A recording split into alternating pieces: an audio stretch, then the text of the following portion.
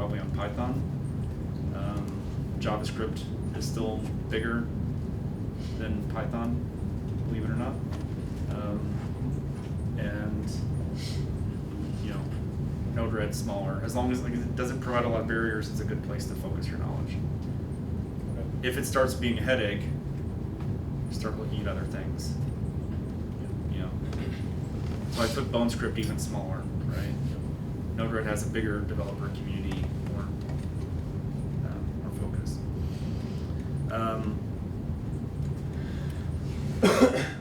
So we have a lunch will still be here at 12 o'clock. Are you gonna have lunch with us before you go? I'll have lunch before I go. Because it's 3 hours, I think it should be fine. Yeah.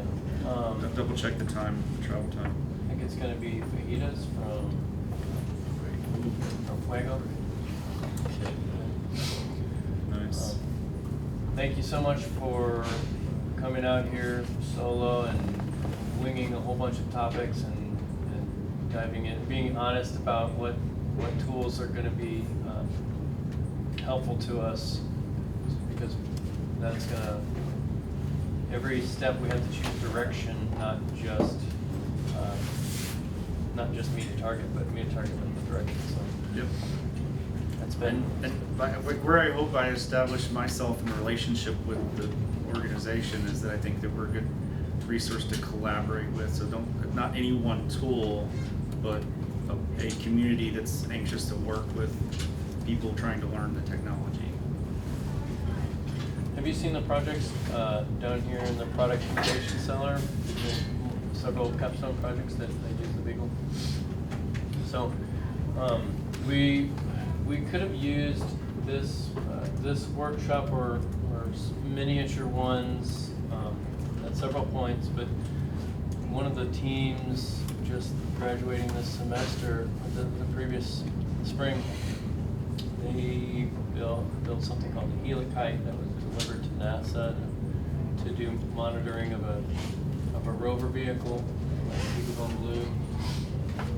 There was a second project this semester as well. But so what we found is that some teams are stumbling over the same barriers, that they overcome them and then it's not shared so well. So at least like this workshop, part of the purpose is to see who's tinkering with Beagle. No, it's not just for MXET 300, and then we can come back, we can send our colleagues to this group, or this group can help point us to the links that we learned about.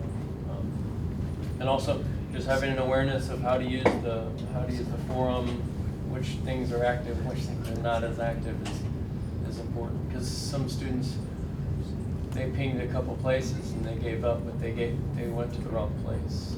Did they? Yeah. So this is a really valuable activity.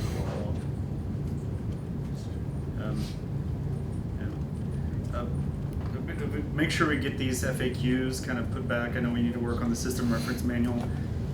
I think we're going to kind of collaborate that on questions, like mostly feeding into the fact, but then eventually growing the full system reference manual to improve our documentation. A lot of the points in here are going to need to be filtered back into theirs, the broader documentation as well. Things like the question about the LiPo battery. Yes, you always plug the LiPo batteries in. It just works better that way because it gives you something to drive the motors and things. It's just best, unless you're just doing pure software only. When you're putting it into robots, put the batteries on. Was there something else to that question? We were gonna physically test something that I can still try later. The pins here. The 3-pin, right? Should just put other voltage in. So just put voltage straight in on the 2 pins. The disaster ran that way. Larger than, yeah, but that was a 2-cell. So can we put 3-cell voltage onto the 3rd pin? Try it on one. Yeah. That would be a long-term helpful. Don't go over 18 volts. Yeah. Right now it's around 12. So. You're not gonna have a problem with 12. Awesome.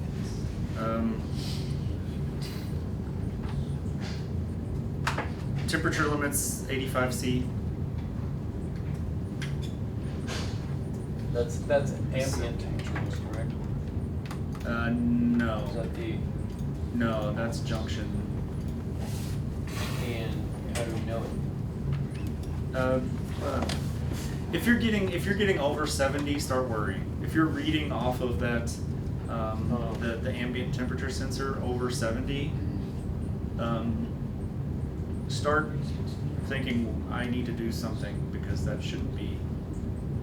Right? If you're sitting in a room and you're running over 70 C, outdoors, right? You can. I don't think you'll be able to get it up to 70 C outdoors. Ambient? No. But if we were 70. If you get over 70 ambient, I'd start worrying about 85 junction. Not that you're right, not that you're there, but that I would start worrying that you're going to have to be doing some active monitoring. Okay. If you're consistently in the, I mean, in here, this room, we're sitting below 40. I think if we're out on a hot summer day, we're probably running up to 60, 50. That would be. Isn't there a temperature sensor inside? There is one in the die, I believe. Is that something that we have? I tried to look for it real quick. I don't know where it is. I thought there was an on-die temperature sensor, but but the two temperature the other two temperature sensors though on the board level, you know,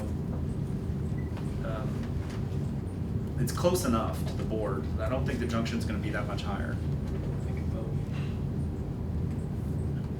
There's too much. I mean, unless you're like, I mean, I don't know how tight your enclosure is, but even if you have a full enclosure where there's no air circulation around this here, the chips don't run hot enough. Well, the motor drivers, you know, can get a little hotter. We'll have to put an IR gun on it, right? But the motor drivers can get a little hotter down here,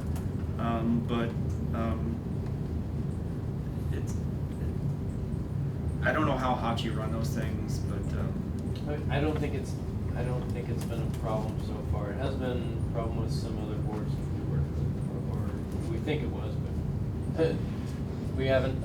We need to look more at data sheets so we can know specifically what temperatures we need to stay within. don't get junction over 85. All right. Ambient. Think 70 ambient. There's certainly not going to be more than 15 C delta between ambient and junction. Okay. I don't think you can make the board heat that much without blowing it up. The wires on the motor drivers will fuse before the motor drivers blow. That is because they're tiny. It's tiny little junction wires. On your next Beaglebone Blue revision, you want gold pins on anything that carries current. Okay. That makes a huge difference in measurement.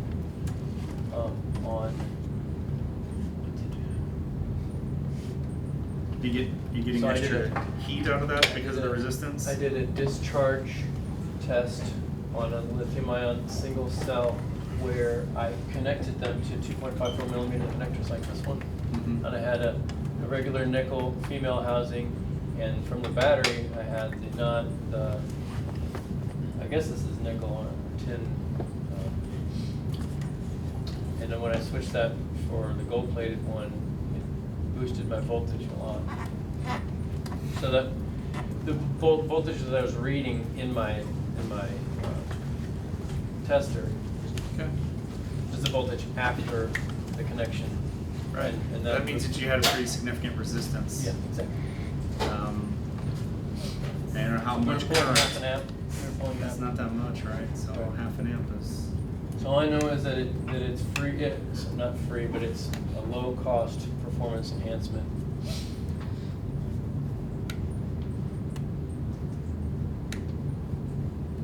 I guess since the girls left, that means they just dropped off. They're going to get it, right? No, I think they. Oh, they put it in there. Oh, okay. I can check. Well, that's perfect. I was just killing time to them, making sure we got stuff. We didn't do the LiDAR.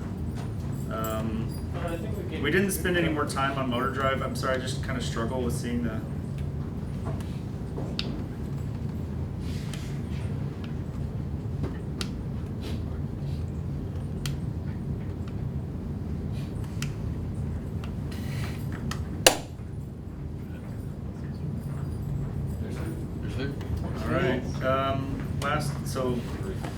check this off so we don't talk about this anymore.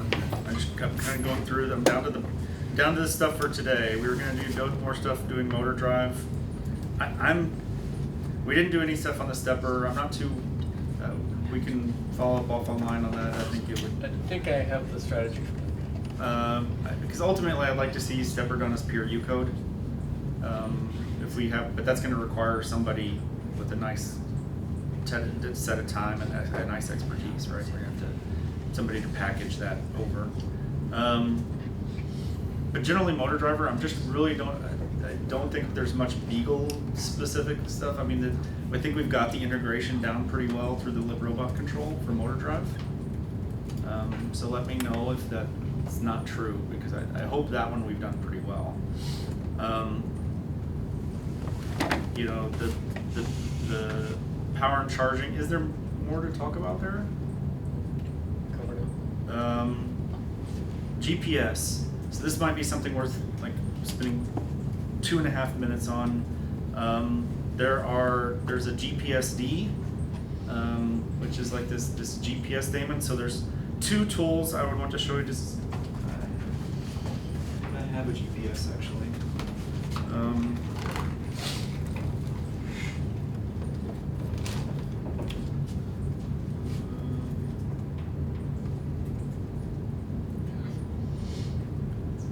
There's a GPS UART, isn't there? One of these is a GPS UART. I don't know which one. We haven't hooked up to that before. It's GP1 pinouts. So there's the 4-pin UARTs. GPS is the second one from the left on the bottom.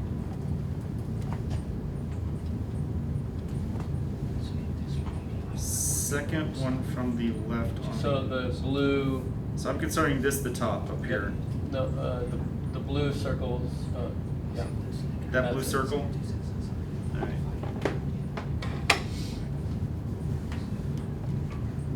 Generally, I don't think it's best practice to hot plug.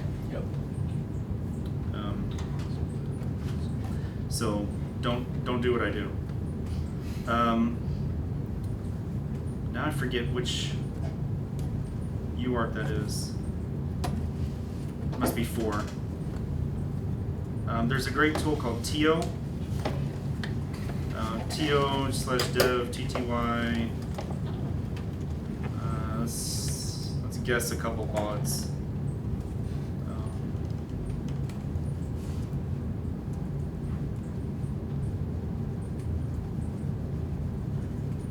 TO is a really lightweight serial package, so it's a nice one to play with. I forget how to set the baud rate. Generally, if you hook a GPS up -B,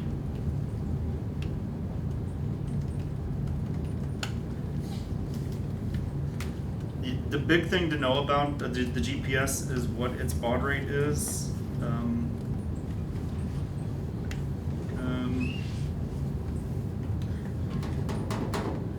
I don't remember which GPS this is.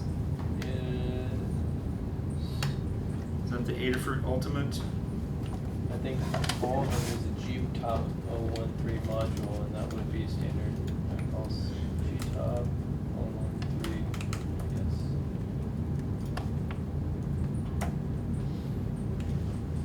Data sheet. You know what? I think I've got this one up on a accessories page, on the accessories. So GPS, accessories, GPS. 9600. Oh, this is the U-blocks. I'm pretty sure this one is the U-blocks. Different. I've got this other little quick reference, which is the one-liners GPS. Is that the one, the EM? No, that's the, this is it. It's this one. I'm on the wrong port, it's 02.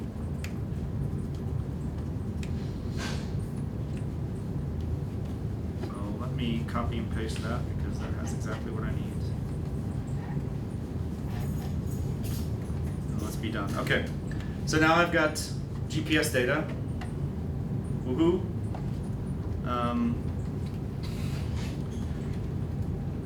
Oh, it would take too long to show you. There's really fantastic, once you do GPSD,